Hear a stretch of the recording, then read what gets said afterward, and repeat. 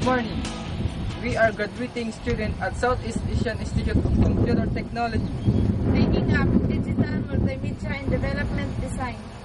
This is our seniors project, OTOP, One Town One Product, and audio-video presentation. OTOP Philippines is the priority program of President Gloria Macapagal Arroyo to promote entrepreneurship and create jobs. Through OTOP Philippines, Governor Luis Villafuerte took the lead here in Camarines Sur in identifying, developing, and promoting specific products and services having competitive advantages. One Town One Product is a nationwide program conceptualized and implemented to encourage and establish focused approach, entrepreneurship, which and create jobs, revenues, particularly in rural areas.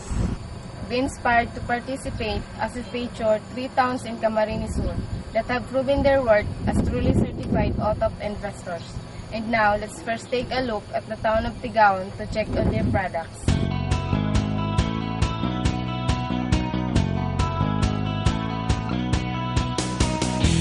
Good morning guys, I'm Xavier Canimero and I'm here now in Tigaon. Well, Tigaon is known as the town of many possibilities. This just shows that Tigaon has a lot of offers as feature the different products from their most treasured resources, the abaca or Manila hemp. These products such flowers, placemat, bags, sandals, and so on are all certified by DTI or Department of Trade and Industry. We're here at Nancy Handicrafts. And beside me is Presidad and Terreno. He will give us the clue or tips on this business. Ako po si Mrs. Felicidad Interino. May sadiri kay name Nancy's Hand and Handicraft. Kaya nag-umpisa ako ka ito 1960 na ang puhunan ko sa na likit na kapital na 2 pesos 50 centavos. Na nagibuhan ko sa na ito 2 palis na native na slipper. Pagkatapos, nagtahi na ako ng mga bag, sagod mga flowers. Na-encourage ko naman itong mga tao sa barangay. Nag-aradal kami. Hindi na pa dahil flowers. Natuklasan niya sa ibang material, bako lang na abaka, iwan na ng bamboo, iwan ng mga cotton, iwan ng jute. Nagibo kami mga chinilas, kainin abaka. Itong outer part of the abaka plant na natuyo na. Iyon ang ginigibong yung sa sinilas. Pinapasalapin niyo naman sa mga tatao man magliho, nag-aradal man. Kaya ngayon, iba kami mga produktong siring kayo. And now, ladies and gentlemen, we get some ideas in these kinds of business, the Abaca Handicrafts. And now, let's see Dubs at Goa Dairy Farm.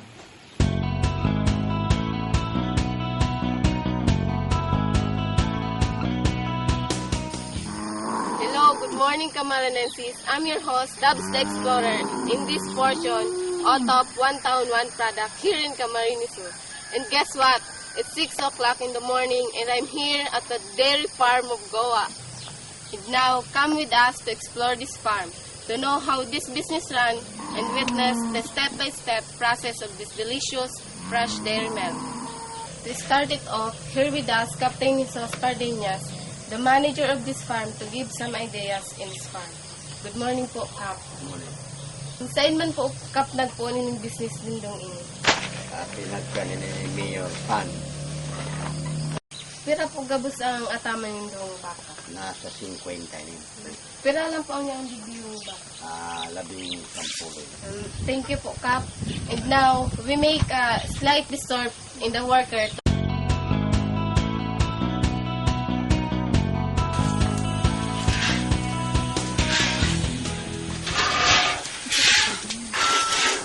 Good morning po, Kuya.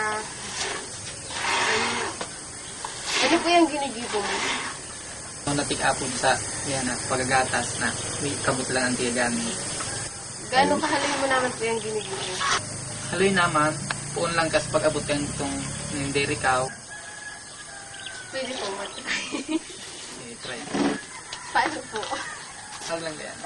Press sa itaas, tapos Baba. baba.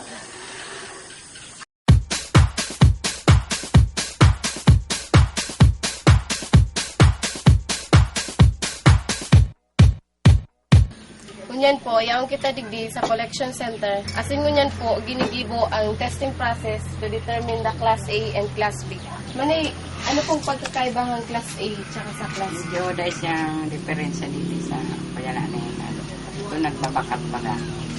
Araw ka na Class A. Ayan po ang Class A.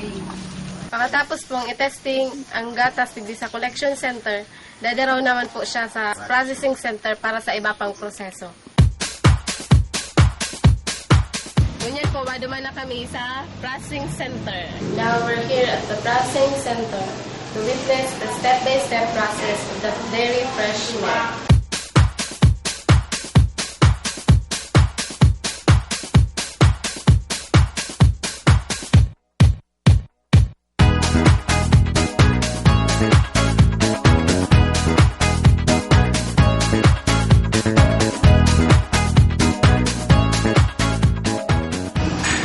Ladies and gentlemen, now let's see Myring at Buhi.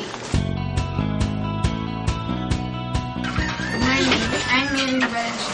I'm here in Buhi to promote their product, Inabol, and witness the step-by-step process of this product, from the raw materials into the finished product, and also to know how this business runs, and give some ideas in this kind of business. And now, come with me to discover their business. To start it off, here with us, Miss Edith Panitersi, the owner of this business.